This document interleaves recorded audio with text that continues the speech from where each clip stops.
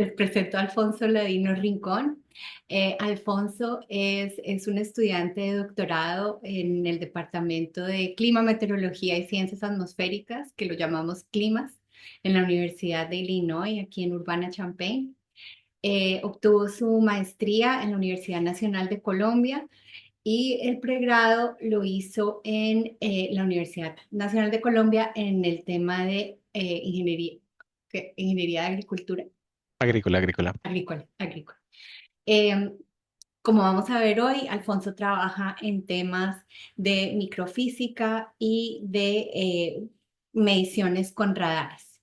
Y no, lo otro era solo mostrarles el CV que en GitHub, que, no, que me parece una súper buena idea. Voy a salir. Ay Dios, ahora no sé cómo parar ya. Si me puedes habilitar para compartir, Sí, Francina. esperamos un segundo. Listo. Muchas gracias. Bueno, ante todo agradecerte por la presentación y por compartir la página web. Pues nada, ¿qué les puedo decir, chicos? GitHub es una herramienta muy poderosa que nos permite hacer muchas cosas, y entre esos hostear dominios de páginas web, blogs. Y pues nada, yo encontré ese y lo monté y quedó hasta chévere. Dije, bueno, pues va a ser ahora mi sitio oficial. Entonces tampoco es nada fancy, nada del otro mundo, realmente es muy sencillo, pero sí nos da unas herramientas como para mostrarnos hacia afuera, ¿vale? Entonces, bueno, buenas tardes a todos. Gracias por estar aquí. Gracias, Francina, por la introducción. Permítame, yo escondo aquí esto. Listo. Entonces, el día de hoy, pues nada, gracias por abrirme el espacio, por este nuevo ciclo de charlas del 2025, y el día de hoy les voy a hablar sobre el mejoramiento de la estimación de la distribución de tamaño de partículas líquidas a partir de mediciones de radar de doble frecuencia utilizando una red neuronal profunda. Bueno, eso sería como la traducción de Google, no me gusta. Básicamente lo que hicimos, pero bueno, esa es. Básicamente lo que hicimos es que nos gustaría mostrarles, esto es parte de una parte de mi doctorado en donde nosotros de alguna manera intentamos hacer o tratamos de mejorar la estimación de lluvia usando Machine Learning, con datos o que sería aplicable para datos de radar aerotransportado, en este caso GPM, pero también serviría para radares en superficie. Entonces, arranquemos. Yo creo que muchos de nosotros hemos visto esta imagen. Esta imagen es el estimado de lluvia de IMERC, que se construye a partir de los datos del radar aerotransportado, el GPM, y muchos satélites geoestacionarios, el IMERC Integrated Multi-Satellite Retrievals. Básicamente lo que hace es tomar la información del radar que es capaz de medir dentro de la nube. Entonces toma como esa información y de alguna manera hace algún tipo de interpolación con los satélites geoestacionarios pasivos, y de alguna manera construyen este producto, se llama IMER. Entonces el día de hoy lo que les quiero mostrar es la manera como se hace, o la manera como desde la microfísica de la lluvia se hacen estos estimados de lluvia, y la manera como usando Machine Learning de alguna manera podríamos ingresar o mejorar estos estimados. Entonces, bueno, entremos en materia. Voy a comenzar con un cartoon muy sencillo. La idea es tratar de introducir uno de los tantos retos que tenemos en la microfísica de la lluvia, o cuando estimamos microfísica de la lluvia. Entonces voy a aprovechar este par de slides como para introducir el tema de manera muy didáctica, y espero que no sea como muy sencillo, pues que no se vea como que lo baje mucho de nivel, pero sí la idea es como que lo entendamos. Entonces, pues nada, nosotros todos estamos interesados en nuestras nubes, nosotros queremos medirlas y queremos saber cómo son, y en dónde precipitan y la cantidad que precipitan. Entonces, pues bueno, aquí tenemos una de estas nubes, y básicamente si yo quiero ver en el interior o medir qué está pasando en el interior, pues yo puedo tomar un volumen de muestreo, y a través de un proceso de discretización, un proceso de medición discreto, pues yo puedo simplemente contar la cantidad de partículas que están en ese volumen de muestreo, y generar algo que se llama la distribución de tamaño de partículas. Entonces, como podemos ver aquí en esta imagen, en el eje X ya yo tengo el diámetro, que correspondería como a cada segmento de cada uno de esos grupos, y la cantidad o la concentración sería como la concentración de partículas en cada uno de esos bins, que es en número de partículas por metro cúbico por milímetro. Entonces, esto es lo que nosotros conocemos la distribución de tamaño de partículas, y con esto yo puedo estimar diferentes cantidades o propiedades de la microfísica de la lluvia o de las nubes, como la cantidad de agua líquida precipitable, en gramos por metro cúbico, la reflectividad del radar o la intensidad de lluvia, que es una de las más que nos importa más a nosotros los científicos o particularmente a los que trabajamos con lluvia. Entonces, pues de aquí, básicamente este sería como el proceso directo, como el proceso hacia adelante en donde yo puedo obtener estas propiedades. Sin embargo, pues se nos hace muy difícil a los científicos de alguna manera obtener o tener la oportunidad de medir cada uno de estos pedacitos dentro de la nube, por lo tanto, recurrimos bien sea a mediciones en superficie con pluviómetros o a mediciones remotas. La medición con pluviómetro en superficie, pues básicamente ahí lo que medimos es la intensidad de la lluvia acumulada en una lámina, pero no, y a partir de esto, pues no podemos reconstruir porque simplemente lo que hicimos fue agrupar todas estas gotitas en un volumen de medición y medirlo. Entonces, pues tenemos esa lámina acumulada, no podemos estimar otras propiedades, por ende no es fácil, pues no se puede hacer un proceso inverso de desagregación.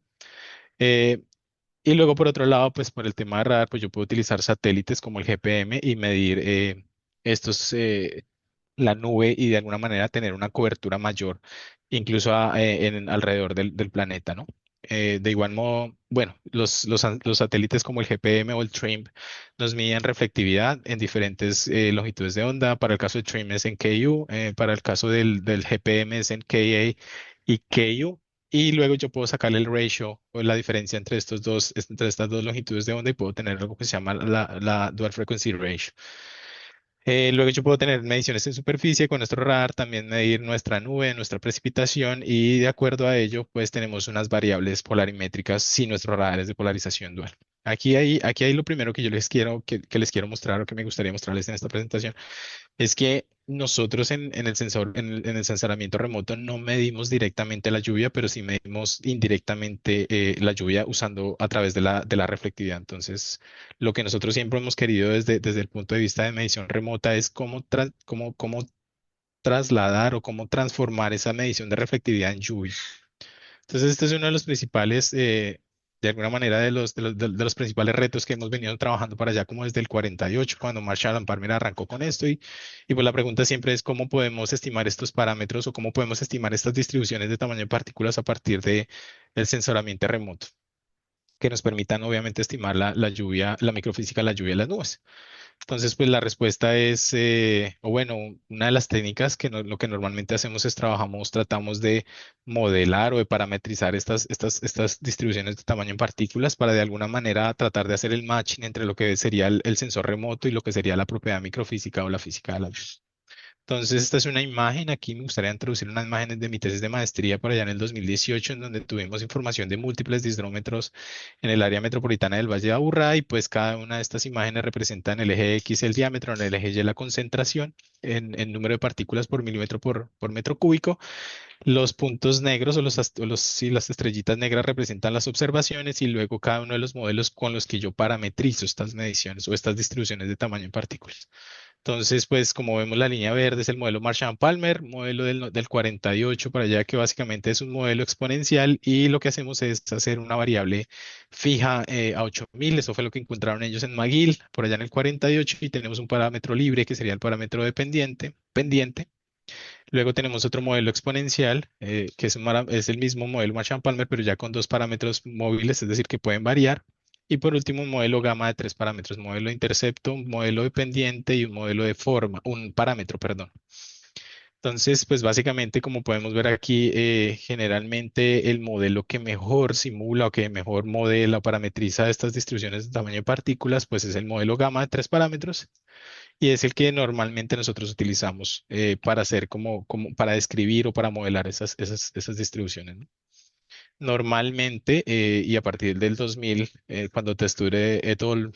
Promovieron una normalización a esta distribución, entonces utilizamos, en vez de utilizar el intercepto, los parámetros intercepto, pendiente y forma, utilizamos el parámetro del diámetro medio, el parámetro de intercepto normalizado y el dependiente si se mantiene. Esto nos permite comparar distribuciones de tamaño de partículas, de diferentes eventos. Bueno, hay muchas cosas debajo de la normalización, pero en general lo que hacemos es normalizar las distribuciones. O en este caso, sí, la distribución gamma. Entonces, de aquí en adelante me voy a referir a la distribución gamma, que como les decía, es la que más se usa o la que es más comúnmente usada para parametrizar estos modelos. Entonces, pero Bueno, vamos ahora, estábamos en la microfísica de la lluvia, ahora vamos a ir al lado del remote sensing. ¿Qué pasa con el remote sensing? Incluso para los dos, satélite o satélite aerotransportado, radar o radar en superficie. Entonces, bajo el espectro o la aproximación de Rayleigh, la reflectividad que todos hemos visto en nuestras imágenes de radar corresponde básicamente a la sumatoria de todas las partículas, del diámetro de las partículas a su sexta potencia dividido entre un volumen de medición. Entonces tomamos todas esas partículas, el radar envía su onda electromagnética y todas esas partículas que están ahí emiten o sí, de alguna manera retrodispersan energía proporcional como en esta ecuación lo vemos y pues eso es lo que nuestro radar mide. Entonces aquí tenemos una situación que es como la que más a mí me gustaría introducir o la que me gustaría introducir aquí, que es como la principal que nos afecta en términos de radares, es qué pasa si yo tengo dos gotas de 2 milímetros o 8.200 gotas de 5.5 milímetros en un volumen de muestreo de 1 metro cúbico. Entonces, básicamente, si nosotros hacemos los cálculos y reemplazamos los números, vamos a entender que para las dos situaciones voy a tener una medida de reflectividad de 128 milímetros a la 6 por metro cúbico, o es la medida original de la reflectividad, o en su escala logarítmica de 21 dBz. Es decir, para esta medida de la reflectividad, yo tengo algo que se llama equifinalidad. Creo que esa es la traducción en español. Es decir, la equifinalidad es que para un valor de reflectividad yo puedo tener diferentes tamaños de partículas dentro del volumen. Esto se traduce y me gustaría traer esta gráfica de mi advisor Robert y Nesbitt del 2018, en donde en el eje X tenemos la intensidad de lluvia y en el eje Y tenemos la reflectividad. Entonces, ¿en qué se traduce esto? Cuando utilizamos un modelo de reflectividad contra lluvia, básicamente esto se traduce a que para la misma reflectividad, en este caso creo que es como 37, 38 dBz en reflectividad, y dependiendo de la ecuación ZR, yo puedo tener múltiples valores de lluvia, es decir, equivalentes de lluvia. Entonces yo no puedo simplemente siempre asegurar que para esa Z siempre va a tener el mismo R, no hay el mismo valor. ¿Por qué? Porque depende de la cantidad de partículas que estén en ese volumen de muestreo. De manera igual, pues también puedo concluir que pues para una lluvia puedo tener múltiples valores de reflectividad dependiendo del modelo que yo use. Entonces este es como el principal problema de utilizar estos valores o este tema de estos modelos ZR donde yo trato de convertir reflectividad en lluvia. Entonces, pues básicamente la conclusión que llegamos acá es que para estimar lluvia de manera precisa necesito información adicional, es decir, con la sola reflectividad no me puedo quedar. Entonces, pues básicamente, y aquí volviendo, entonces haciendo como el puente entre los dos, entonces la distribución de tamaño en partículas es la que nos permite hacer el puente entre la medición remota y las propiedades microfísicas de la nube y de la lluvia. Entonces aquí tenemos una gráfica, como les mostraba, diámetro versus concentración. En negro tenemos lo que sería la distribución de tamaño de partículas medida y el modelo normalizado gamma en rojo. Entonces, pues básicamente si nosotros queremos ajustar eso y queremos estimarlo a partir del sensor remoto, necesitamos tener igual número de mediciones que parámetros. Entonces necesitamos al menos tres mediciones independientes para sacar el mismo número de parámetros. Sin embargo, pues desde el punto de vista satelital solo tengo dos mediciones, tengo la reflectividad bien sea en KU o en KA y el dual frequency ratio, el ratio entre las dos reflectividades. Y en los radares en superficie tengo más variables polarimétricas, sin embargo, muchas de ellas a través de la literatura se han considerado que no son útiles por distintos motivos que no los voy a traer aquí. Entonces, no podemos. Bajo estos espectros, y como ustedes se pueden dar cuenta, bien sea en mediciones remotas o radares satelitales o aerotransportados en satélites o en radares en superficie, siempre vamos a tener que hacer una asunción o vamos a tener que asumir algo en el medio para completar este sistema de ecuaciones, ¿no? Tres incógnitas, tres parámetros y dos ecuaciones. Entonces, aquí siempre se asume algo.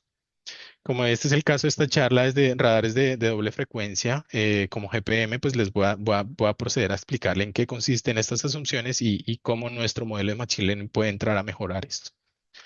Entonces, aquí les voy a explicar en qué consiste el modelo de doble frecuencia versus el modelo de frecuencia single o única cuando hacemos esta estimación de distribución de tamaño de partículas en el GPM, en el radar GPM. Entonces, básicamente, como les estaba diciendo, tenemos tres parámetros, tenemos dos observables, tenemos un sistema que no está under constraint. Entonces necesitamos de alguna manera solucionarlo. Entonces, por allá en el 2000 Iguchi et al. Sugirió que esto lo podríamos, o que el parámetro mu, que es el que nos hace falta, lo podemos hacer igual a 3. Simplemente el hombre dijo, hey, pongamos esto igual a 3 y ya. Tenemos los tres incógnitas, tres ecuaciones, podemos resolver el sistema. Luego, por allá en el 2014, Liao et al., que también trabajan juntos, pues dijo, ok, vamos a tratar de comparar mediciones de hidrómetros con información o estimaciones de lluvia derivadas del radar del GPM y miremos qué pasa cuando hacemos que mu sea igual a 3. Entonces ellos encontraron que el bias, el error relativo, se minimizaba y en efecto aquí tenemos la imagen, la figura 8 de Liabrol, donde en el eje X tenemos la lluvia, en el eje Y tenemos el error relativo, sí, el error relativo en porcentaje, y para varias combinaciones, incluyendo mu igual a 3. Entonces ellos dijeron, ahí, lo que pasa es que aquí cuando mu es igual a 3, el error relativo es mínimo, y pues, ¿qué dirán los que están asistiendo? Si realmente es mínimo, esto puede ser muy subjetivo, porque como podemos ver aquí, por ejemplo, el error negativo cuando mu igual a 3 es menor, está por debajo de cero. En otros casos está por encima de cero, entonces digamos que puede que sí, pueda que no, digamos, hay un tema interesante ahí en donde podríamos entrar a, pues, a discutir. Sin embargo, pues considero que se puede hacer mejor. Bueno, entonces antes de pasar a esto, para aquí en adelante, para efectos de resultados, yo le voy a llamar a este método el GPM Analytical porque utiliza dos ecuaciones, un valor fijo para resolver un sistema de ecuaciones y obtener los tres parámetros de mi distribución normalizada gamma. Y luego, pues el otro approach, el otro método de estimación de estos parámetros es de frecuencia single, como el TRMM, como el Tropical Rainfall Measurement Mission. Pues básicamente lo que él dice es que la distribución de tamaño de partículas se escribe a través de un único parámetro que es el diámetro medio y hace básicamente una relación ZDM, que a lo último termina siendo una relación ZR. Entonces volvemos al problema que yo les explicaba al principio y pues básicamente Iguchi Iguchi et al. En el 2021 dijo como, hey, no, single frequency retrieval, mucha incertidumbre y muchos errores, mucho bias. Entonces, pues nosotros desde esta perspectiva, pues decimos como, oiga, nosotros necesitamos algo más, algo que nos permita hacer la estimación de estos parámetros de una manera más acertada, sin necesidad de introducir ningún tipo de valores fijos, ni mucho menos, y que nos permita hacer estimación de las propiedades de la microfísica de la lluvia, incluyendo los estimados de lluvia, las intensidades de lluvia. Entonces, pues bueno, básicamente nosotros sabemos que Machine Learning nos puede ayudar a construir un modelo basado en datos donde nos permita utilizar múltiples parámetros de entrada y nos permita de igual manera obtener los parámetros de la distribución de tamaño de partículas que dijimos desde el principio que eran tres, en este caso para la distribución gamma, lo cual nos permitiría hacer mejores estimados de lluvia, liquid water content y bueno, otras propiedades de la microfísica de la nube. Y nuestra hipótesis es que las redes neuronales pueden efectivamente aprender relaciones complejas entre las mediciones de radar y las propiedades microfísicas de la nube y de la lluvia. Con esto nos ayuda a mejorar la estimación de los parámetros de la distribución gamma utilizando información de radar de doble frecuencia o Dual Precipitation Radar Data. Entonces, pues esa es nuestra hipótesis. Para probar nuestra hipótesis, nosotros usamos información de The Cloud Aerosol and Monsoon Process Philippine Experiment CAMPEX. Es la campaña de campo, se llama CAMPEX. Eso es lo que pues, stands for, lo que significa. Y esta campaña de campo tuvo lugar en las Filipinas, cerca de las Filipinas, como podemos ver aquí en el mapa, entre el 24 de agosto y el 5 de octubre del 2019. En total, ellos volaron 32 veces o hicieron 32 vuelos de investigación con el NASA P3, con el Spec Learjet. Son dos aeronaves en las cuales fueron y pues volaron diferentes nubes con diferentes ambientes tropi- polluted, contaminados con diferentes contaminantes. Esta zona era bien de suma importancia para los PIs porque aquí en la parte de Asia habían unas quemas y aquí había mucho transporte de carga en barcos, entonces había muchas cosas interesantes pasando allá, entonces por eso llevaron a cabo esta campaña y pues bueno, nosotros utilizamos la información tomada en estos vuelos, especialmente de los sensores el 2DS, el Two-Dimensional Spectrometer, Stereo perdón, y el HPPS, que es el High Volume Precipitation Spectrometer. Toma datos desde 10 micrones hasta creo que es 2 milímetros y este toma datos desde 500 micrones hasta 10 milímetros, creo. Entonces, pues la idea era construir una distribución de tamaño de partículas entre 50 micrones y 4 milímetros que nos permitiera describir cómo era la distribución de partículas en esos rangos, ¿no? Nosotros utilizamos datos a un segundo de resolución. En total tuvimos alrededor de 7.900 mediciones, mayormente todas provenientes de nubes cúmulos y cúmulos congestos con precipitaciones con temperaturas mayores a 2 grados Celsius para garantizar que estábamos midiendo todo el tiempo precipitación líquida. Entonces, pasando a la metodología, entonces voy a tratar con este esquema de mostrarles cómo fue la metodología o qué fue lo que nosotros hicimos. Entonces, arrancamos con las mediciones. Tenemos 7.900 datos de distribución de tamaño de partículas tomadas in situ en la nube con los aviones que les estaba contando hace un momentico. Distribuciones desde los 50 micrones hasta los 4 milímetros. Tenemos 7.900 y pues queremos estimar las distribuciones, perdón, las propiedades microfísicas de la nube de la lluvia. Pues básicamente lo que hicimos fue en un procedimiento hacia adelante, utilizando la metodología de Williams et al. Lo que hicimos fue que estimamos los parámetros de la distribución gamma, eh, que consideramos como verdaderos para efectos del entrenamiento de nuestro modelo, y con ellos poder también estimar pues las propiedades de la microfísica de la lluvia. Entonces, eso fue lo que hicimos como hacia adelante, en approach hacia adelante.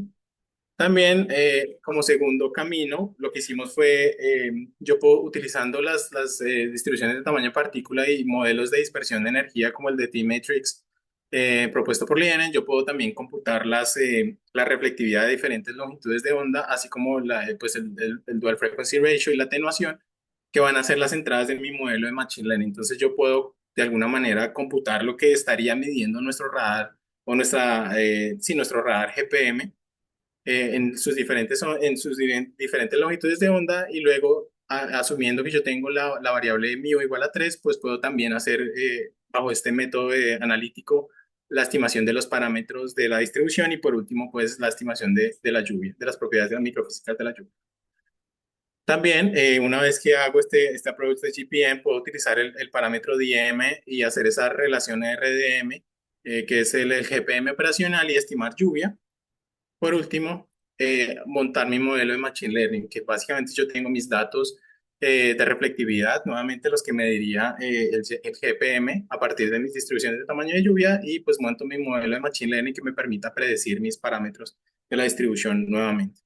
Por último, también lo que hicimos fue que utilizamos un modelo de agrupación, un K-mean clustering, un algoritmo de K-mean clustering que nos permite balancear. De alguna manera, nosotros encontramos que nuestro set de datos estaba desbalanceado, es decir, teníamos más mediciones de cierto tipo de mediciones que de otro. Entonces, lo que usamos fue K-mean clustering para hallar los grupos dentro de nuestros datos, y luego asignamos estos grupos como nuestra columna objetivo cuando fuimos a entrenar.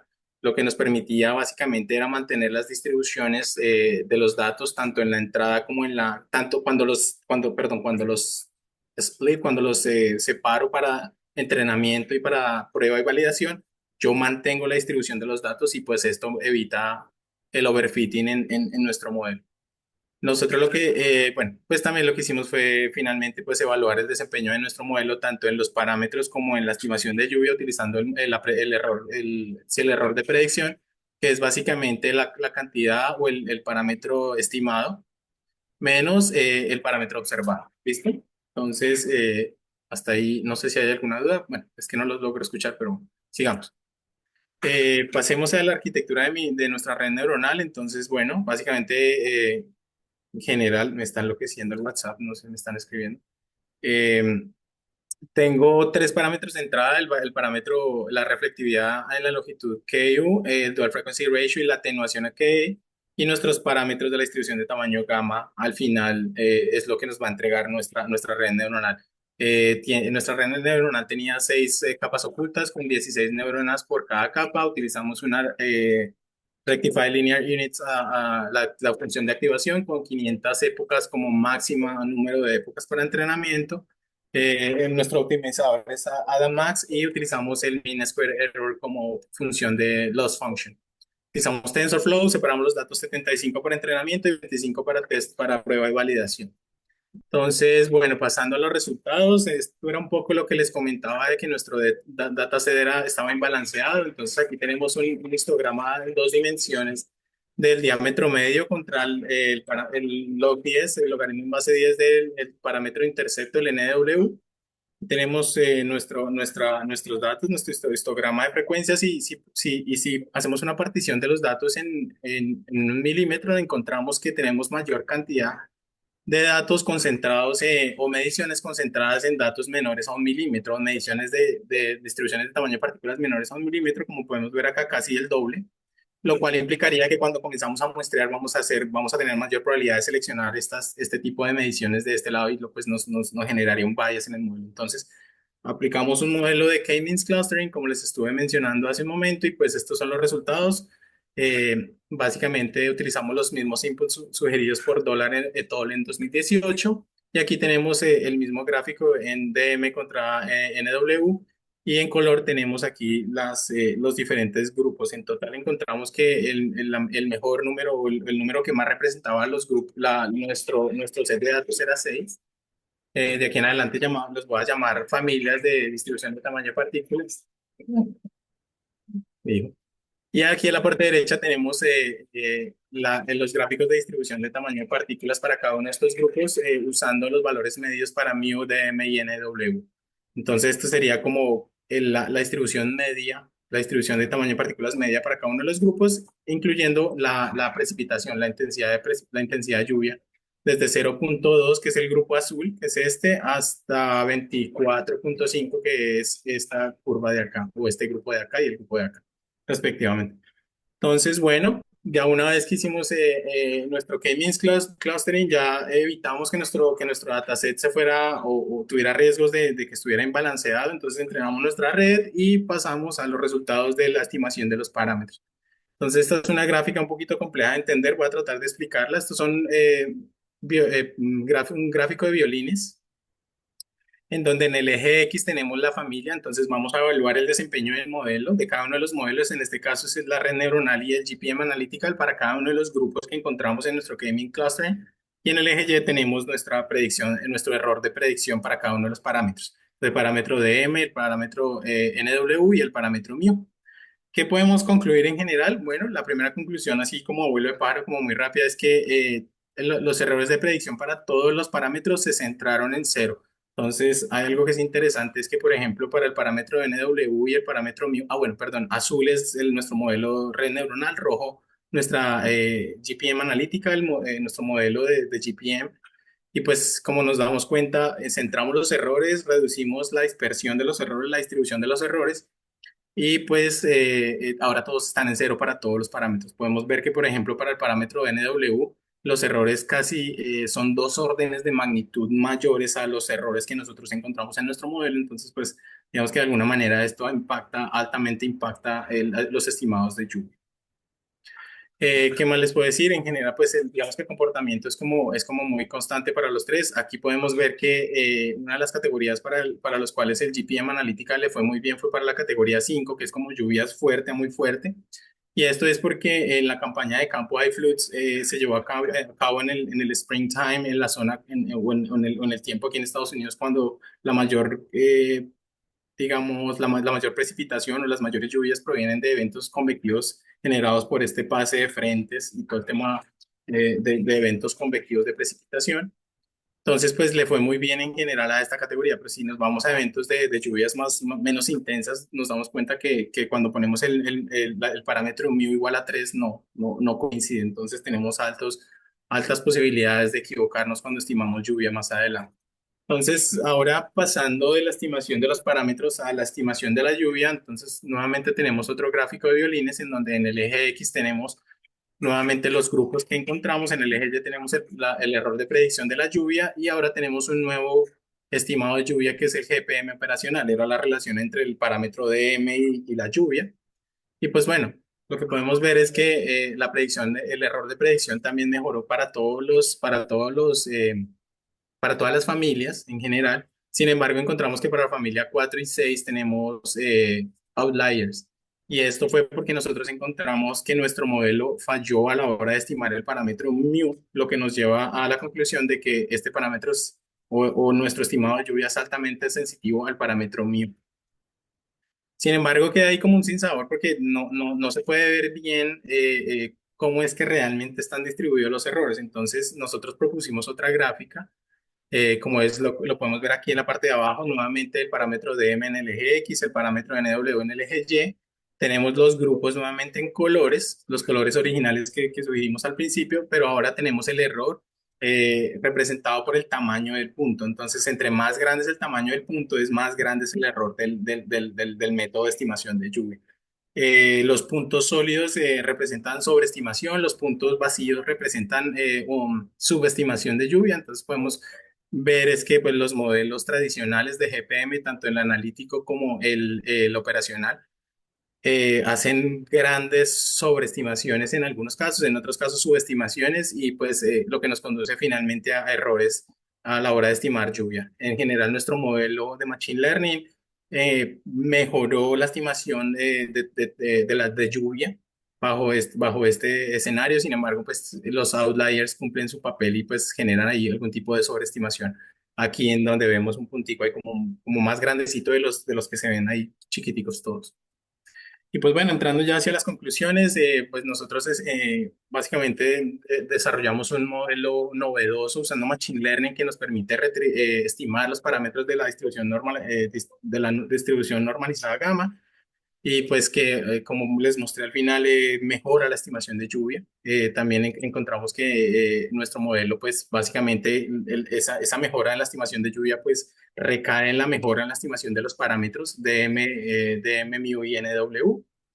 Eh, Pensamos que esta metodología se puede de alguna manera poner de manera operativa en el sensor GPM. Sin embargo, un aspecto importante que se necesita es trabajar en la atenuación específica. Hasta el momento, la atenuación específica se trata de un modelo, de una Power Law Relationship, modelo potencial, y pues esto no representa muy bien la atenuación. Entonces, si queremos pasarlo al plano operacional, vamos a necesitar trabajar primero en la atenuación específica, en mejorar ese estimado de atenuación específica.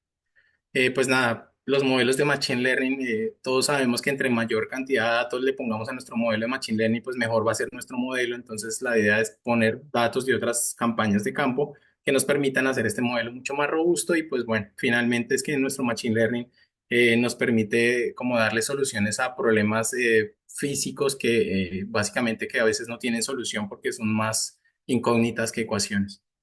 Y pues nada, finalmente, pues cualquier persona que esté interesada en reproducir estos resultados puede escanear este código, lo va a llevar a mi GitHub, en donde todos los datos, las metodologías, los códigos están disponibles. Simplemente con clonar el repositorio y instalarlo de manera local en su computador, puede encontrar y reproducir las mismas gráficas que encontraron o que yo les mostré aquí en esta presentación. O simplemente aquí en la parte de abajo tenemos un binder, lo pueden ejecutar de manera en la nube y hacer lo mismo, pues encontrar los mismos resultados. Entonces, con esto termino mi charla y ofrezco disculpas ahí por el tema del audio. Gracias. Y obviamente estoy feliz de tomar cualquier pregunta.